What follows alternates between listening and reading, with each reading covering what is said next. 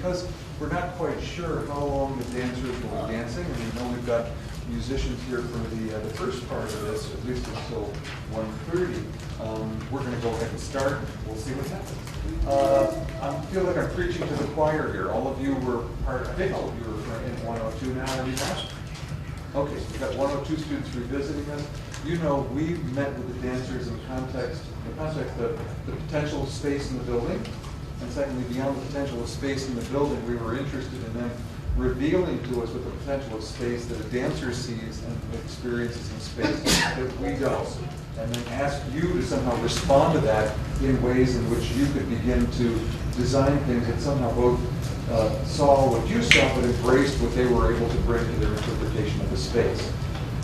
Today, in consultation with Sarah Mangelsdorf, who I think you also met at the beginning of our 102 project, and Sarah's going to talk here in a moment, we took a look at Frank Ching's book, Architecture, Form, Space, and Order, after last year's performance of something similar, and realized that the dancers were actually mapping concepts from that book onto their work, and quite effectively. And we thought, wow, this is really good stuff for us to really revisit in something like this, which is more the creative activity end of research. So what we're doing today is I went through a whole series of the different chapters in Architecture, Form, Space, and Order with Sarah. She picked out some that she thought lent themselves to choreography and dance performance, and that's what we're going to see today. Part of the spirit of this also is that we hope to use this in combination with the work that you did this semester to create a grant proposal so that we can actually bring Frank Ching here next year. We'd like to bring Frank here. We think that the combination of your work and the work by the dancers, this homage piece to Frank, may be able to enable us to get funding to bring him from Seattle to join us for a workshop for you all here, and perhaps dancers too. So with that, I want to hand this over to Sarah Mangelsdorf, who is going to be leading this, and she's retiring after this year. So, but her Audra Sokol was here a moment ago. She'll be rejoining us, and she'll be doing the project with half students next semester. But Sarah, go ahead and introduce the program. So, I'd like to introduce, we have musicians, and it's always a great pleasure for dancers to have live music. You all can come on in. There are handouts outside. Oh, hi. Go ahead. So, the musicians we have, this is Adam Crowley, and he's our faculty. And it just so happened that this week we have Andy Hassan, who is a guest artist. He's on staff, or faculty at Slippery Rock University, and then he also plays at the American Dance Festival in the summer, which is, and he's in charge of the music there. It's one of the largest dance summer intensives in the country, so it's a long period of and the dancers, we'll go with them. We usually start with the idea of space and then shape. And since dancers, the body is our instrument, we're always making shapes in space. So it's a way for you to look and see what shapes you see, how they connect. The other thing is, dancers often talk about active space, and when I was going through Frank Ching's book, noticing a lot of things about active space, how you want people either to move or to respond to it. For the dancers, we often think of active space could be between parts of the body, just this active space here, or the connection between them, or among them as you look at it. We also think about positive and negative space, and that's the space anywhere around us that we're not occupying. And sometimes dancers will make smaller spaces that they go through and intertwine among themselves. So it's really a way of just seeing how we use space and getting acquainted with it. So the dancers, find your own place. One of the other things that, just find a place, then we'll start in a minute. Dancers talk about 5 basic positions, or shapes, that we make with all movement. A ball, which is always a curve, a wall that gives width, the pyramid, which is 3-point, it's on the floor, the pin, and you'll see very narrow lines, and the pin is often ways of describing certain forms of dance that rely on it more, and then a spiral, things that go around the axis. as they operate. So this is just, in some ways, a warm-up, but also a way for you all to look and see how they move and the musicians. So they're just going to play for a while, and the dancers will respond, thinking about space and shape. Okay. We can begin. Okay. You're welcome.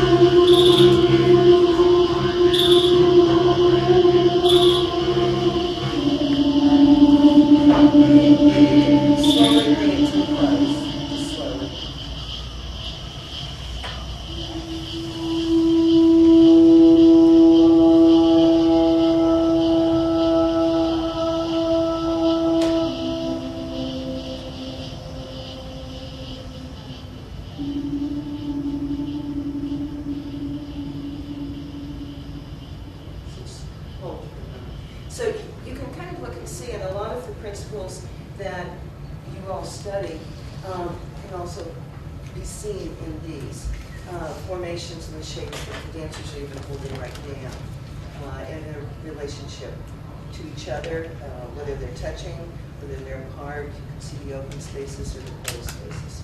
Okay, thank you all. So at any time, if you have questions, you can certainly ask. We have space in between. The next selection that we were working on, the dancers were very interested in the word of transformations and how we deal with that. We look at it as variations, or we look at it as manipulations. And in choreography 1, which is this class for our dancers, we often deal with manipulating a motif or movement themes. So it's much the same way as you turn something upside down, you repeat it, you retrograde it, you can change the speed, the timing, the quickness, the shortness, the length of anything. And so the dancers really were captured by this idea of transformations. So we have 3 different duets, or trios, sorry. 3 trios that are going to show you different ones, so you can look and see. I think you might recognize some of the elements. You want to tell some of the transformations you worked with? Yeah. Our first transformation was movement versus stillness. You'll notice that Laura picks me up and moves me to another position, and then our transformation, she folds me a little bit longer. Carolyn, Well, I walk. yeah, she's walking, so there's stillness versus movement, level changes, speed, Inversion, not inversion, but doing movement that was originally standing on the floor. We also take movement and put it in different parts of our body. yeah. So sometimes you'll see an arm shape all of a sudden move to a leg or the torso. So see if you can recognize some of them as the first three.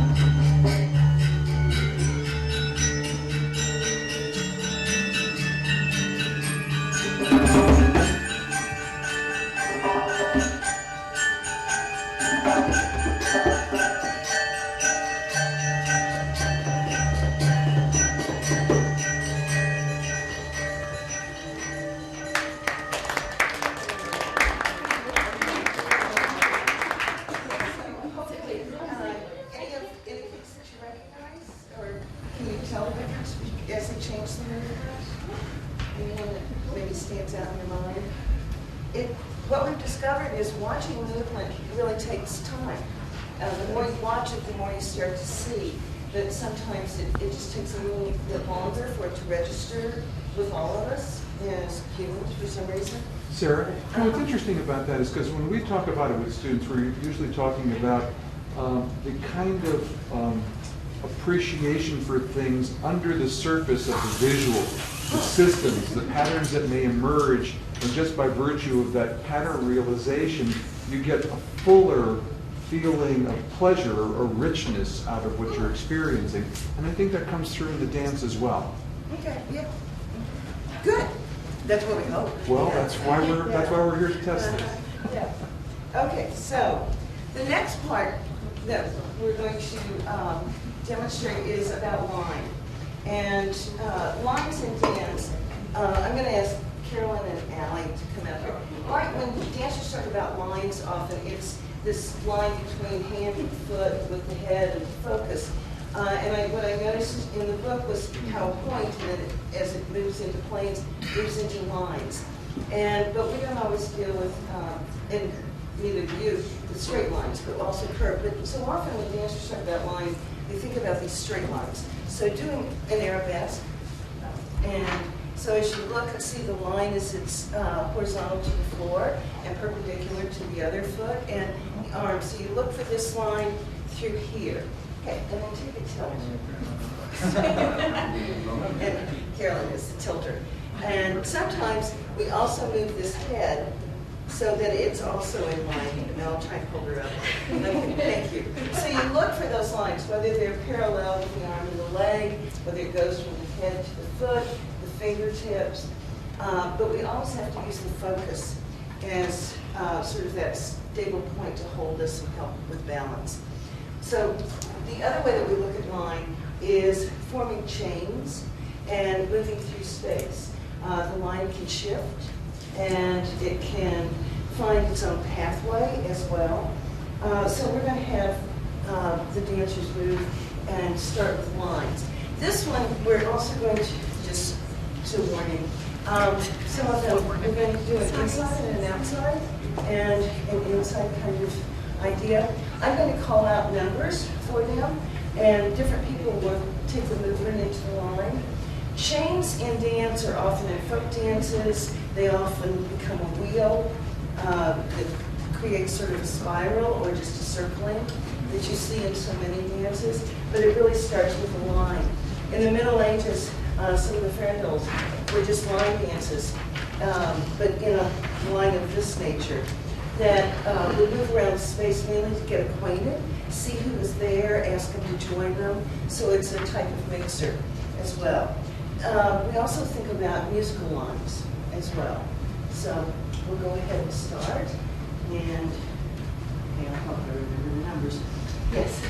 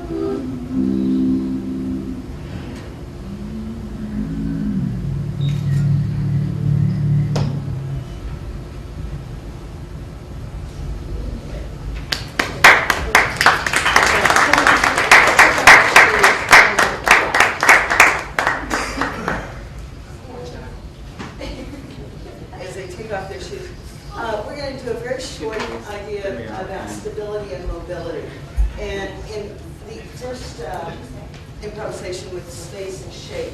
You could see some of those properties. Some of the students did on one line, moved a leg, or holding a part of the body and moving everything around it. And so this is a very short idea of stability and mobility. Many dancers use this extensively, and in some ways we all do. This is just to kind of clarify it. So,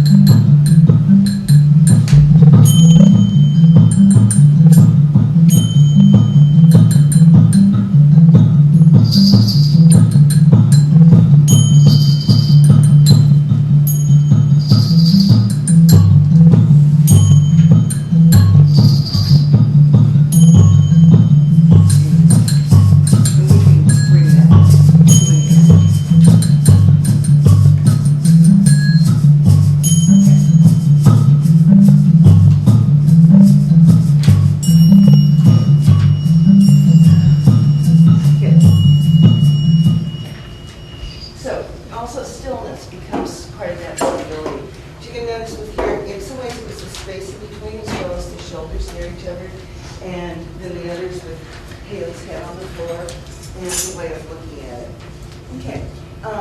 in the big topic of form, and that's what we'll do next with the duets. And we were looking at shape within a shape, irregular, regular, which we also use in movement. There's also regular rhythms for the movement. You'll see edges and corners, at least our approach to it, and just seeing how they operate. So these three will transition into each other.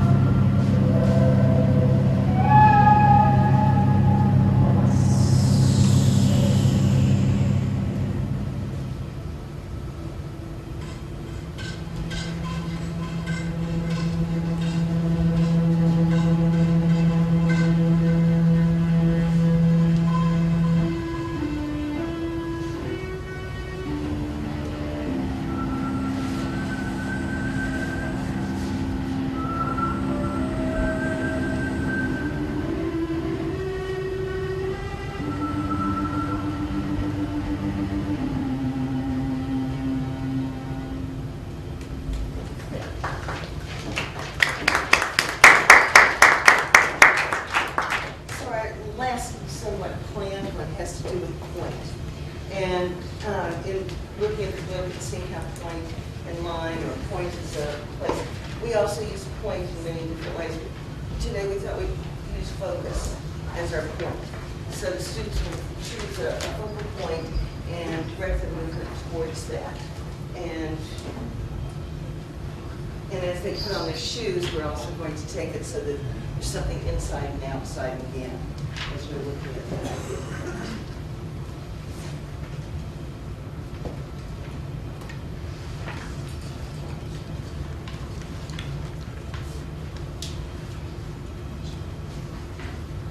Okay.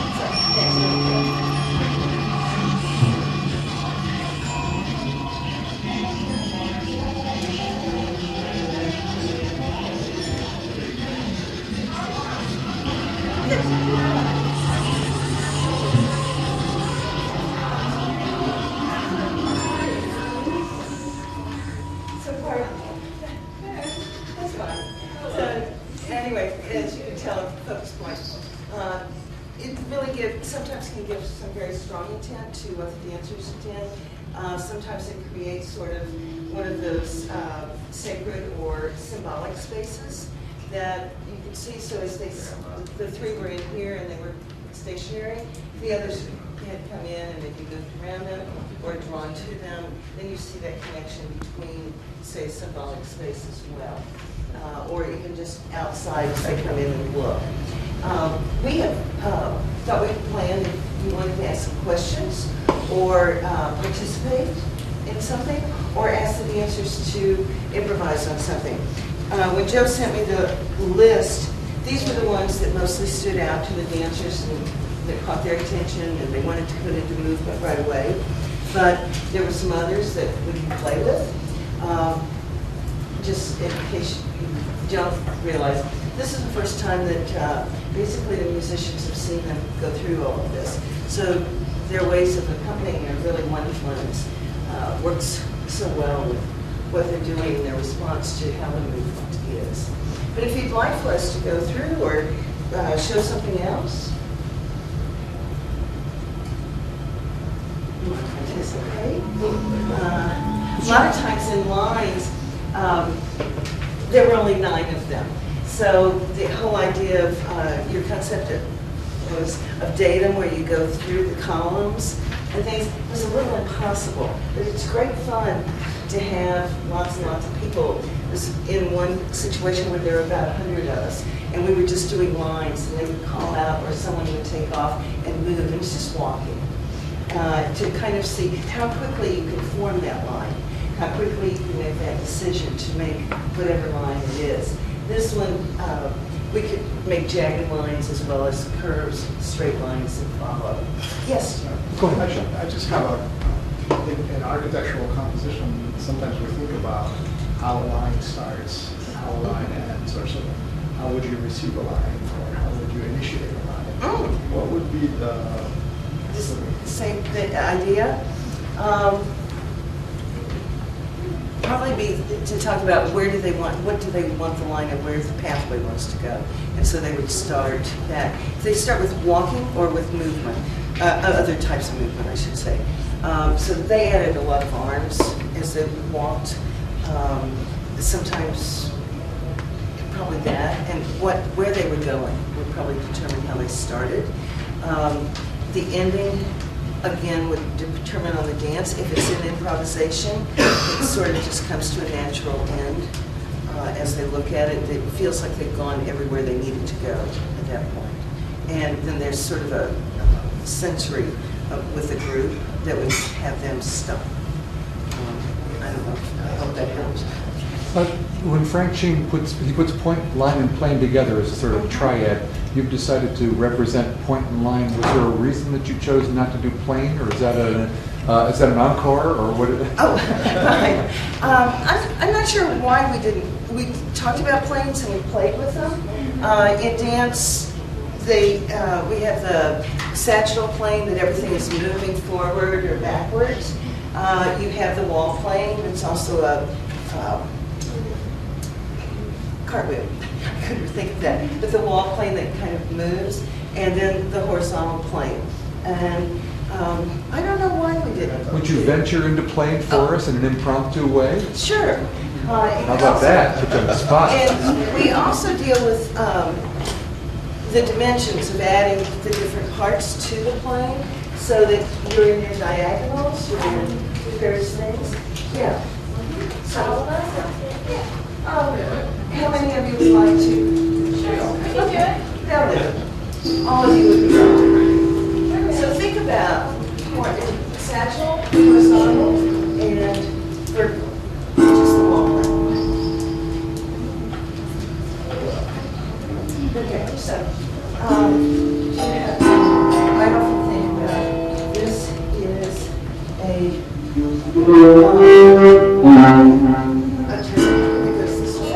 This is if you are here, you're in horizontal, and and then if you It's a very planar sound. Alright, you can also think about how you think about these, and if you go into the diagonals of the X, coming around the X as well, and how that turns, how that moves to the floor. So just play and see what happens. I tell them to play a lot, because I think it's important to just have fun with it and explore and find out what happens. So you can move out a little bit. You don't have to be in real straight lines. Okay. And not everybody has to move the lines.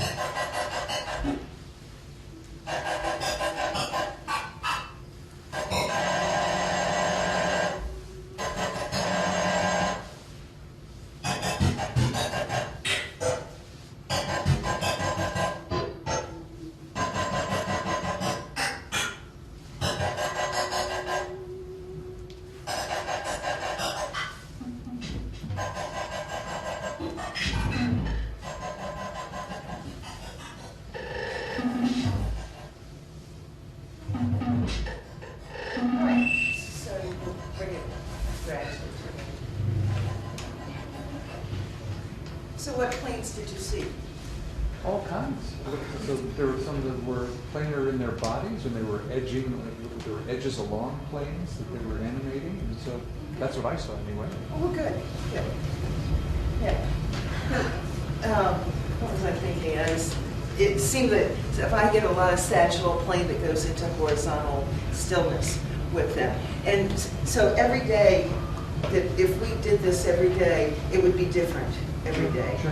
which makes it rather fun. Can they tell us about the experience of bridging between the disciplines? So that Sure. you've bridged over from choreography into our ideas about design, or at least from one of our principal texts for first-year students.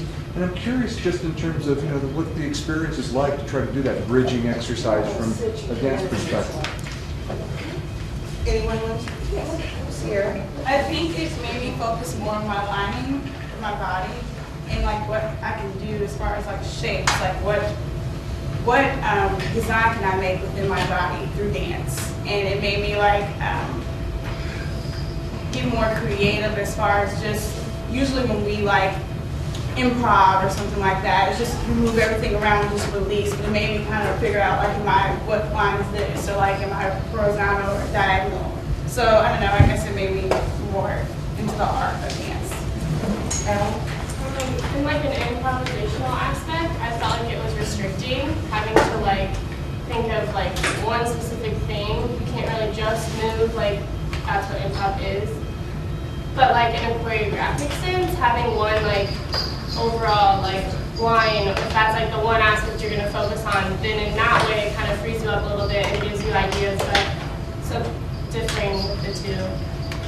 It was very interesting. I felt like in the way it was the same, the only difference really is that we just have different ways of like saying it, like different vocabulary for what something means. Like trying to think of a normal one would be that we would say, but like Yeah. arabesque would be like different, like from point and line. Like we have like French terms, and then we have terms like we would use within our body. Like we use corkscrew to represent a spiral.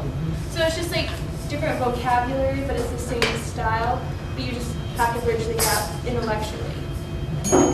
What was interesting was having to put ourselves kind of in your shoes, like how you guys would perceive what we're doing, and for us to develop new ways of moving that maybe like, it's pretty obvious when you make a line like that it could represent just the line, but I don't know, it just, I think creating different movement to fit your needs was like, very interesting. Anybody on this side care to comment on what you just heard, or anything else you saw about the dance? I mean, how does this map onto your experience of architecture, form, space, and order? I have a comment. Thank you. One time, I was a folk dance group, and I also danced some Martian tango. And I noticed that when you're learning Martian tango, the couple, when you learn, you have lots of space in the studio, and so you can experiment. But if you go to Argentina, you'll have maybe 100 dancers, couples. So you can't do what, in practice, you can't do what you do in the studio in practice. You have to, there are lines, and you move as a couple, but you don't pass, and so you have to watch out for people that can do that. Well, you can't watch out for people that back you too much, but in front of you. But if one couple stops, it holds up the whole line, and that's okay for a little bit. I guess not too much. You go over, kick off the floor, but you have to learn how to keep dancing without doing a sagittal movement. So how do you keep? So I don't know much about dance because I just dance a little bit, but I noticed that it seems like when people dance, if you don't have a lot of room, there are a lot of dancers, you kind of have to dance as uniform, symmetrical. And where you have more space, and I don't know if architecture, when you have more space, you can do whatever you want to do, but when you don't have much space, you kind of have to be a bit more uniform. Correct or not? They're both Well, yeah, we look at it too, that you can move largely in a small way, in a small space. So when dancers tour and go to different stages or different rooms such as this, and all of a sudden you have this big passage of movement, and all of a sudden you have half the space to do it, you learn how to do it somewhat the same size, but not travel as much.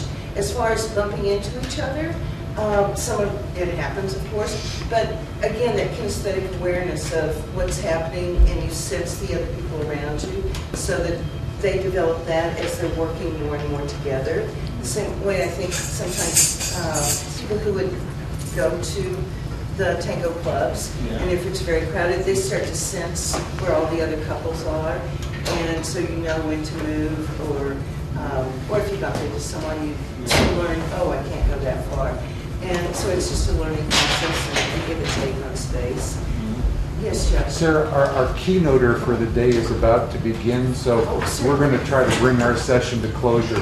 Thanks. This has been terrific, and this year, because of all the practice that you guys have put into it, better than any previous year that we've had. So thanks so much for doing this, and it really is exemplary for us to get a chance to see you interpret this work. So thank you very much.